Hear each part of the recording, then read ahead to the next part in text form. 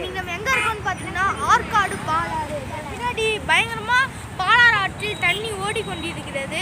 இப்போ வாட்டரோட லெவல் பார்த்தீங்கன்னா ரொம்ப அதிகமாக இருக்குது. அப்போல்லாம் தண்ணியே இருக்காது, இப்போ ரொம்ப அதிகமாக இருக்குது. நீங்களே பாருங்களேன்.